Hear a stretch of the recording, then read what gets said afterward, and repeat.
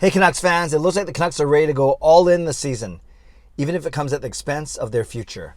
I'm Canuck Clay. I'm the founder of the GLCPC, the Good Looking Canucks Positivity Club. This is my Canucks Take on One Take.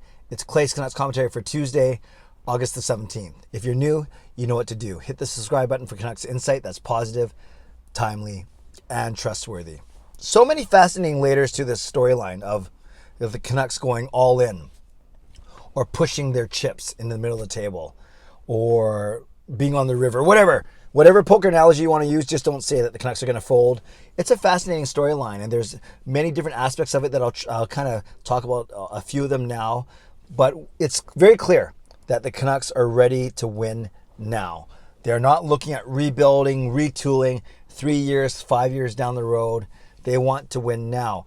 This was echoed by Jason Dickinson in a recent interview with Sportsnet 650, where when he talked about what's exciting about the season, what's exciting to him about his new team, and he says that they're poised to win now. This matches up to what Jim Benning said when, right at the start of the offseason, he said that they were going to be aggressive. He said that they want to be a playoff team this upcoming season. At first, I thought he said that they're 2 years away from being a competitive team. I think he said that in the middle of the season, in March or so, or maybe during the COVID break. And then after the end of that crazy season, the season that everyone wants to erase from memory, I think he switched that 2 year plan to a 1 year plan.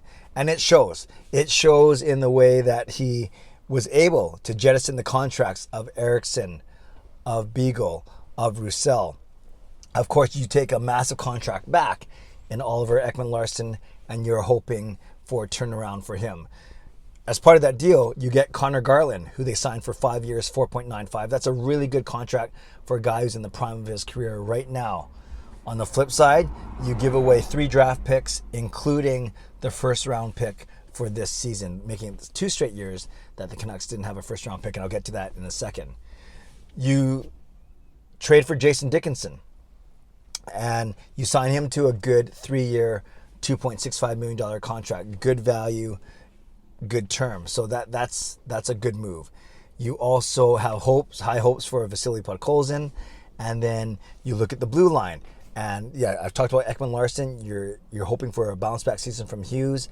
Then you reshape your right side a little bit with Hamonic coming back, and then Tucker Poolman, the big one. You trade out Nate Schmidt and a $6 million salary to make sure you have enough room to sign Pettersson and Hughes. I'll get to that in a second. And then of course you buy out Jake Virtanen and Braden Holtby. Their cap hits are more significant next season. You flip out, as you buy out Holtby, you bring in Halak with a very back, 1.5 this season, but 1.5 in bonus money next season. So you can kind of see a trend here. The Canucks made a lot of moves for this season in particular.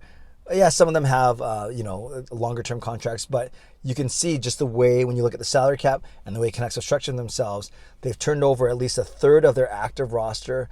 Up front new are going to be Garland, Dickinson, and likely Podkolzin. On the back end, new is Oliver Ekman-Larsson and Tucker Poolman. And then in the goal, new is Yaroslav Halak. That's 6 new players to the Canucks roster that are going to be, on the active roster to start. So that's between 25 to 33% of the active roster. That's huge. In doing so, as I kind of hinted at, there's a few layers, there's a few things I want to talk about. Number one, when it comes to the buyouts, there's going to be a lot of money on the books, I guess is what I'm saying, for next season already. Not even this season, but 2 seasons from now. So it's not even a long-term problem when I kind of open with, are you going all in this season trying to win at the expense of the future? I didn't even say short-term or long-term, because it's as early as 2 seasons from now, or at the end of this upcoming season, because Jake Virtanen's buyout penalty his cap goes from 50 to 500 grand. Holtby goes from 500 grand to 1.9 million. So you can see it's much bigger. I said Yaroslav Halak, he could have up to 1.5 million in bonuses that get deferred to the season after next. I should say this season and next season, but you guys know what I mean. And then the only good thing is after this upcoming season, Luongo's cap recapture penalty of $3 million comes off the books. But you have all these, these bonuses and these deferrals and these buyout penalties, and then you still got to sign Besser, Rathbone, and Mott. Those are the three guys that we have to worry about at the end of this upcoming season. So that's something to think about as well. Obviously, Brock Besser being the biggest piece of that at a minimum of $7.5 million qualifying offer. So there's all that. I talked about the fact that the Canucks haven't had a first-round draft pick since 2019. Podkolzin's year. 2020, that was traded away, and then 2021, that was traded away as well. And those, this one was in the Arizona trade, and the 2021 was in the JT Miller trade. So there's, and then Toffoli, when we traded for Toffoli, we also traded away another pick. So last year we didn't even have a pick until the third round. Actually, this year our first pick was in the second round. But it's been 2 straight draft years where we haven't had a bona fide top 10 first round prospect. And I bring that up because someone asked in my live stream on Sunday night, do you see the Canucks actually trading away their first round pick for 2022 if they are competing for a playoff spot, whether they want to strengthen their team or make sure they get in the playoffs? And at first I was like, no way, there's no way we can do that because we haven't had a first round pick in 3 years or in 2 years. That would make it 3 years. And then as I'm thinking about preparing for this video and thinking about what I'm going to say, yeah, I could see Jim Benning do that. Let's say the Canucks are battling for first overall in our division, or maybe they're battling to make the playoffs, or maybe they're gearing up for a long playoff run. Would Jim Benning be open to trading next year's first round pick for immediate help as a rental? Who knows? He's done it before with the Tyler Toffoli situation. It wasn't a first round pick, but you guys know what I mean. Jim Benning, as I mentioned him, we know that his contract and Travis Green contract, only 2 more years, 2 more seasons. So they're not worried about what happens after 2 years. They're worried about winning now, in the here and the now. That's another important aspect. And of course, the biggest aspect that we talk about every day, because it's going to be the biggest storyline until it happens, Elias Pettersson and Quinn Hughes needing contracts. I know many people think if you can get them long term, that's better. You're paying for their prime years of their career, and then you are basically committing them to the franchise for now, long term. Whereas if you go bridge deal, whether it's with both or one of them, we've seen kind of what happens after bridge deals with Besser, Matthew Tkachuk, and Pierre-Luc Dubois and Patrick Laine and Mitch Marner and other guys like that. Anyone who signs a bridge deal, there's often a lot of angst around their third deal, whether they're going to get it done, a trade, a qualifying offer amount, all those type of things. So my question to you Canucks fans is, knowing everything I just talked about, the fact that the Canucks are turning over a third of their roster, they push some money down the road till next season, a season where they still have to sign Besser, Rathbone, and Mott, Jim Benning and Travis Green. Their current contracts end at the end of next season, 2 seasons from now. Then you also have no first round draft picks, so our cupboards are a little bare when it comes to prospects. And then, of course, this whole thing of Pettersson and Hughes. That's 5 or 6 different topics, different things considerations to think about. So having said all of that, there's a desire in this market for a winning team. Before the bubble, we hadn't had a playoff team since 2015.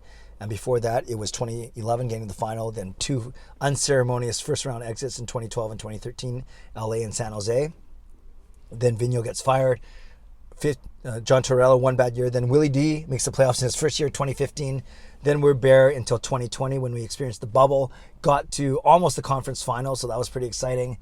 So there's obviously an appetite, and then last season we know what happened. So Canucks fans want a winner, but the question is, are we going to be too short-sighted in wanting a winner this season, right here, right now, that we're going to sacrifice the long-term competitiveness of our club?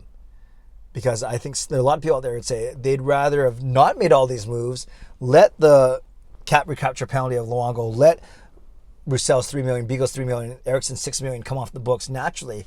That's $15 million right there that would have come off the books naturally at the end of this upcoming season, and then build starting for the future going forward.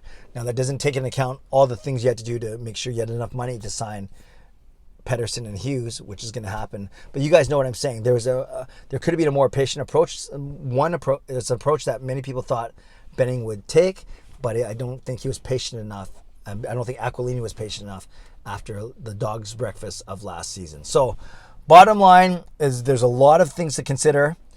And my question to you is, if we agree that the Canucks seem to be going all in to try and win this season, my question is really, are you okay with that? And not just, of course, we're all going to say we want them to win, but my question is, are you okay with that, considering the short-term and long-term implications of what Jim Benning is doing with this roster? That's the question, is are you okay with the Canucks trying to win now, this season, considering the implications, both short-term and long-term, of these moves? Would love to know your thoughts. I think this is going to lead to some really good discussion in the comments, so let's hear it. Let me know. I will do my best to read, react, and reply, as always. Shout out to my Hall of Fame members, Jens95, Simalexander, Justin Credible, nucksfan number 29, Lucas Gates, Chris Seifert, Adam Broomfield, Shea Family Channel, Shannon Hollingworth, and Andrew Chang. Thanks for your support as always, and thanks to the support of all members of all levels. You are listed in my video descriptions. If you want to become a member of the CCC Crew, press the join button underneath this or in my videos, or in the memberships tab on my YouTube channel. Leave a comment below. Are you okay with the Canucks going all in this season once you consider the short-term and long-term implications? Subscribe if you'd like to. Like this video if you'd like to. Become a member of the channel if you'd like to. Leave a comment if you'd like to. Stay safe, stay healthy. Take care of yourselves and take care of each other. Have a great day. God bless. And go Canucks go.